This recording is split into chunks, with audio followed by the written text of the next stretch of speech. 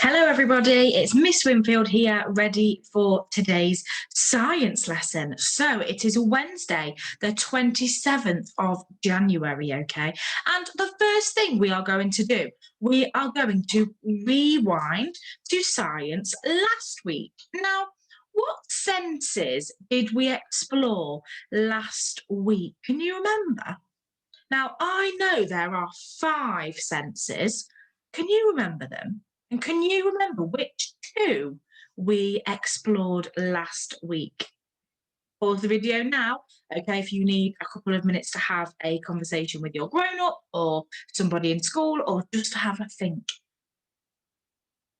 So, first of all, then, let's recap those 5 senses. Okay, so there are 5. Now, let me think. Oh, sight, that's a sense. My sense of sight, my sense of taste, my sense of smell, my sense of touch, and my sense of hearing. So they are the 5. So we've got sight, touch, smell, hearing, and taste. Now, last week we explored the sense of taste and the sense of hearing, and you went around your houses and you looked for things that you could taste and you looked for things that you could hear.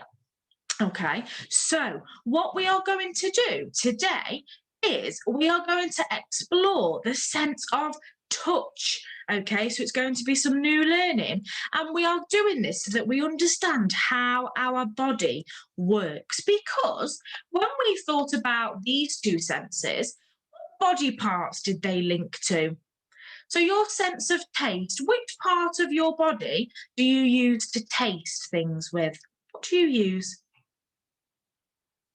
So hopefully you said you use your mouth. Yeah, and in particular, all of our taste buds are on our tongue. Can you stick your tongue out for me? Beautiful. I can see all of those taste buds, and that's where you can taste things. So we taste using our mouth and specifically our tongue. Now, what part of the body do we use to hear? What part of the body? We use our listening ears. Well done if you said ears.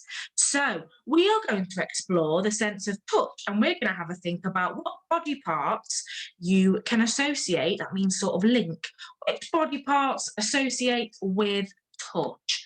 Let's see. So it says, what is this body part? What is this body part? What am I showing you? I'm showing you my hand. My turn. Hand. Your turn. Super stuff. And what is this body part used for? What do you use your hand to do? What can you do with it? Thinking about those 5 senses. Well done if you said you can touch.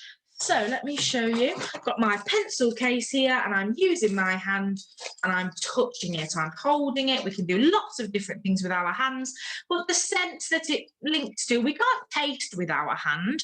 We can't hear or smell with our hand, okay, but we can touch. So I am touching my pencil case. Can you touch something for me? 3, 2, 1, touch something. Super stuff. But there is a but. Is my hand the only thing that I can touch with? The only part of my body that I can use to touch? It's not, is it? Because if we have a look, you can touch using your feet. You can touch using your knees. You can touch using your elbows. You could even touch using your nose. Okay, so the sense of touch, it's not just linked to one body part. You can touch using your whole body.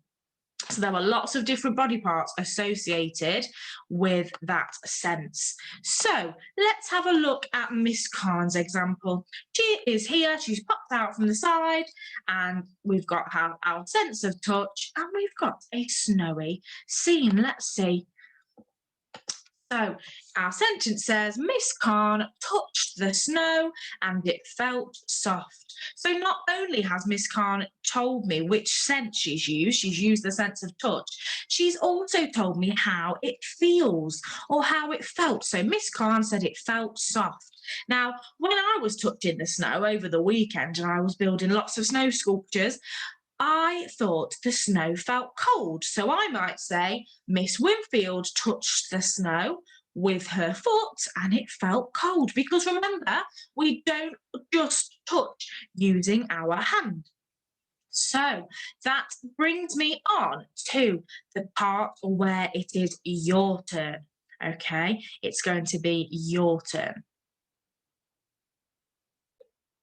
So I've just flipped my camera around so that you will see my writing and it won't be backwards, okay? So as I was saying, it's going to be your turn and you are going to fill in this section of your five senses sheet. So this sheet has been a bit of a work in progress, hasn't it? Because one week we did these two, and then another week we did these two senses, and now this week we are going to complete our sheet and we are going to look around our house for things that we can touch.